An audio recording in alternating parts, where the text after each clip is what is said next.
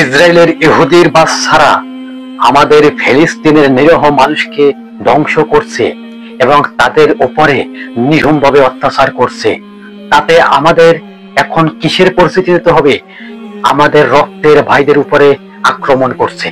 ইহুদিবাদী শাসকরা পৃথিবীর ভিতরে যে রকমের তাণ্ডব চালাচ্ছে, তাতে পুরো বিশ্ব আতঙ্ক হয়ে গেছে। এই রাষ্ট্রটা কি করে সে ক্ষমতাশালী হয়ে উঠছে?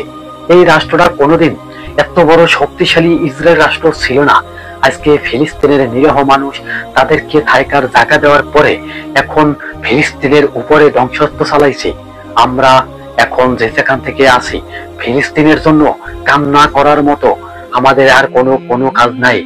একমাত্র আল্লাহর দরবারে আমাদের দুহাত তুলে দোয়া করতে হবে, না হয় ফিলিস্তিনের উপরে নির্মমভাবে অত্যাচার চালাইছে ইহুদিবাদী শাসকরা, তাতে ফিলিস্তিন পুরোটা ধ্বংস হয়ে যাবে।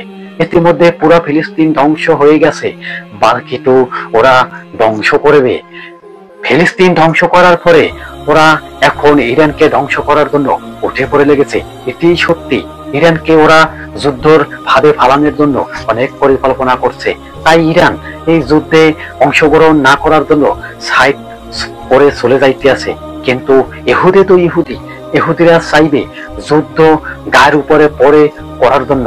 ইহুদিবাদীরা মনে রেখো, যেদিনকে তোমাদের মৃত্যুদণ্ড হবে এবং আল্লাহ তাআলা রব্বুল আলামিন আরশের আজিমে তোমাদেরকে নিয়ে যাবে, তখন তোমাদের পরিমাণ অনেক ভয়াবহ হবে। ফিলিস্তিনের নিরীহ মানুষ আজকে অনাহারে জীবন যাপন করছে, একমাত্র এই দায় ইসরায়েল। ইসরায়েল এমন একটা রাষ্ট্র, এমন একটা জাতি, না ওরা পৃথিবীর কোনো শাসক মানে, না ওরা কোনো ধর্ম মানে। ইহুদি বলতে আমরা কি বুঝি? ইহুদি কিন্তু কোনো ধর্ম না, কোনো ধর্মের অনুসারী না। ওরা ইচ্ছা মতো ওদের রাষ্ট্রের ভিতরে বোমা হামলা চালিয়ে নিরীহ ফিলিস্তিনের পাশে দাঁড়ানোর মতো অনেক রাষ্ট্র শক্তিশালী হয়ে আছে। কেন ফিলিস্তিনের পাশে দাঁড়াইছে না?